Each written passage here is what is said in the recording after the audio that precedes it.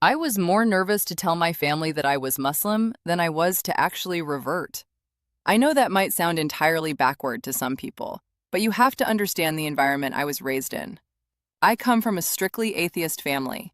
Growing up, the concept of God, of a creator, of any higher power watching over us, was not just absent from our home, it was actively dismissed. Religion was often viewed as something completely foreign, something meant for other people, but certainly not for us. We relied on logic, on the tangible world, on things we could see and touch. So, when my heart started leaning towards Islam, when I started feeling this undeniable pull towards a faith I knew nothing about initially, I didn't just feel like I was changing my beliefs, I felt like I was betraying the very foundation of how I was raised. The thought of standing in front of my parents, the people who gave me everything, who shaped my worldview, and telling them that I had found peace in Islam terrified me to my absolute core. I definitely kept putting it off. I kept finding excuses week after week, month after month, because honestly, I didn't know what to say. How do you explain the overwhelming, indescribable peace of sujud to someone who has never bowed their head to anyone? How do you explain the comfort of reading the Quran in the dead of night to a family who only believes in what science can prove? More than anything, I was unsure as to how they were going to react. Would they be angry? Would they feel betrayed? Would they think I was going through some bizarre phase? Or worse, would they look at me differently, as if they no longer knew the daughter they had raised? These questions echoed in my mind constantly, keeping me awake at night, staring at the ceiling, making dua in the dark.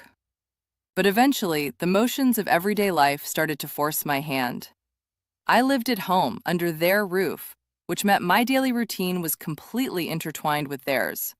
When you share a home with your family, you can't easily hide the most monumental transformation of your entire life. It's not just a hobby you can keep to yourself. Islam encompasses every single aspect of your day, from the moment you wake up to the moment you go to sleep. It started with the food. I desperately wanted to eat halal meat. It wasn't just a dietary preference, it was a deep spiritual commitment that I felt I was compromising every single day. Sitting at the family dinner table became a source of intense anxiety. I would stare at the meals my mother lovingly prepared, knowing I shouldn't be eating them. I started making up excuses. I told them I was trying to eat less meat, that I was exploring a vegetarian diet, that my stomach was upset, anything to avoid eating non-halal food. But the guilt of lying to them, combined with the spiritual guilt, felt like a heavy stone sitting on my chest. I felt like a hypocrite. But even harder and more exhausting than the food was the prayer. I wanted to start praying openly.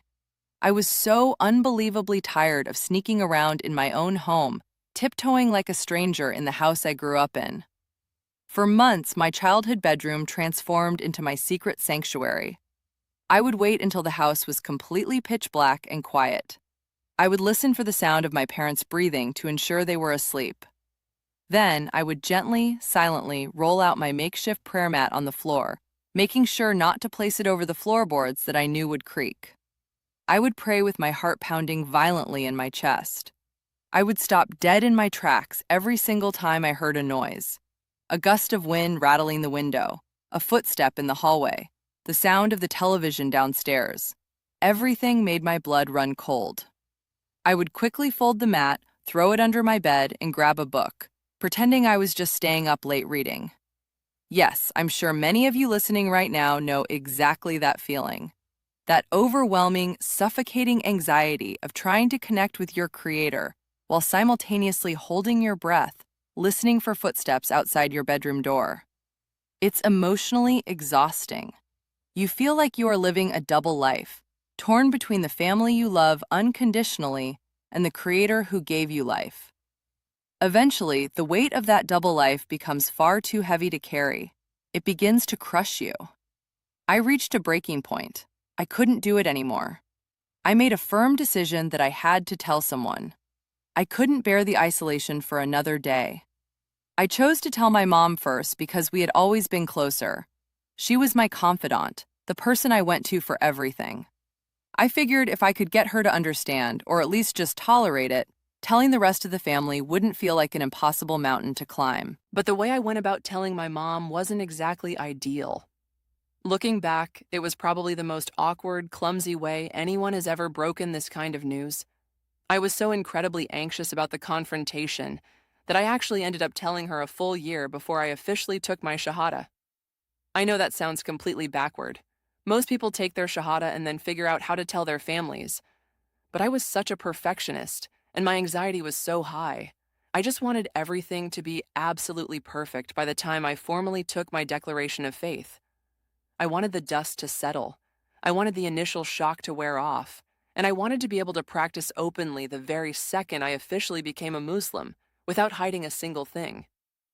I remember the exact day so clearly. The weather, the lighting in the kitchen, the way the air felt heavy in my lungs. I had rehearsed this conversation in my head 1,000 times. I had written scripts in my journal. I had practiced in front of the mirror. But when the moment came, all those perfectly crafted words completely evaporated from my mind. I sat her down at the kitchen table. The energy in the room immediately shifted because she's a mother. She could instantly tell by the look in my eyes that I had something incredibly serious to say. She looked at me with this concerned, soft expression, waiting for me to speak. My heart was racing so fast I thought she could hear it across the table. My palms were sweating. I looked at her, and instead of a beautiful, eloquent explanation of my spiritual journey, I blurted out the strangest, most abrupt sentence imaginable. I looked her dead in the eye and said, "This is the last haram thing I'm going to eat." She just stared at me. Her face froze in a mixture of absolute confusion and deep concern. She blinked a few times, trying to process the words she had never heard before in her entire life. She leaned in and asked, "What does that mean? What is haram?" I took a deep, shaky breath. My hands were trembling under the table. "Oh," I said, trying to sound as casual and breezy as humanly possible, even though my voice was shaking. "Because I'm only going to eat halal food from now on." That was my grand icebreaker. That was the moment everything changed. Looking back now, it is almost comical how awkward it was. It was probably the most bizarre way to introduce the fact that I was fundamentally shifting my entire belief system, my entire way of life, to a completely different paradigm. But that simple, clumsy conversation about food opened the door to the hardest, yet most profoundly liberating discussions of my entire life. It was the first crack in the massive, heavy wall that I had built around my secret faith. From that day forward, the secret was finally out in the open. Of course, it wasn't an overnight magical acceptance. I wish I could say she smiled and hugged me and everything was perfect. But reality is much more complicated. There were endless questions. There were long, uncomfortable silences. There were tears, and there were moments of deep, painful misunderstanding. Trying to explain the divine beauty of the Quran, the ultimate peace of submitting to God, and the profound, undeniable logic of Islam to a mother who had never believed in any higher power was incredibly difficult.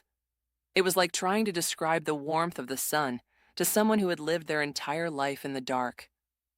I had to be patient. I had to remind myself daily that God had been patient with me during all my years of disbelief, wandering in the dark, so I had to extend that exact same patience and grace to my mother. And slowly, beautifully, things began to shift. I finally stopped hiding. I stopped jumping up in a panic to hide my prayer mat when I heard a knock at my bedroom door. I started leaving my English translation of the Quran resting openly on my nightstand, instead of buried deep beneath my clothes in a drawer.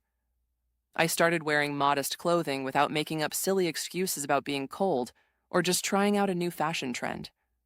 The house that once felt like a stressful environment, where I had to suppress my true identity slowly, day by day, became a place where I could actually breathe. It wasn't perfect, and to be completely honest, the journey with my atheist family is still ongoing. There are still boundaries to navigate, but that heavy, suffocating burden of secrecy was finally lifted off my shoulders. When the day finally came for me to officially take my Shahada at the mosque, a full year after that clumsy, awkward conversation with my mom at the kitchen table, I felt a sense of readiness and absolute peace that I cannot adequately describe with words. I walked into the mosque, not as someone running from their past, not as a girl hiding in the shadows of her own bedroom, but as a woman confidently stepping into her God-given future. I didn't have to go home that afternoon and hide my certificate. I didn't have to pretend I was just out running errands with friends. I was a Muslim, fully, completely, and openly. If you are listening to this video right now, and you are in that same painful phase of hiding your faith, if you are praying in the dark, jumping at every single sound, terrified of what your family will say, terrified of losing the people you love, I want you to know from the bottom of my heart that you are not alone. Allah sees your struggle. He sees every single tear you shed in secret. He sees the anxiety you carry, and He rewards you for the immense, beautiful effort it takes to hold on to your faith when you are entirely surrounded by disbelief. The fear of their reaction in your mind is almost always worse than the reaction itself. We build it up to be a catastrophe, but even if the reaction is harsh, even if there are arguments and tears, the profound peace that comes with living your truth, with being authentic before your Creator and your family, is worth every single difficult conversation. Take your time. Don't rush if you aren't ready. Make continuous dua for them, and trust with absolute certainty that the exact same God who guided your heart to the beautiful light of Islam will guide your affairs with your family. I am living proof that the hardest, most terrifying conversations can lead to the most beautiful, unimaginable freedom.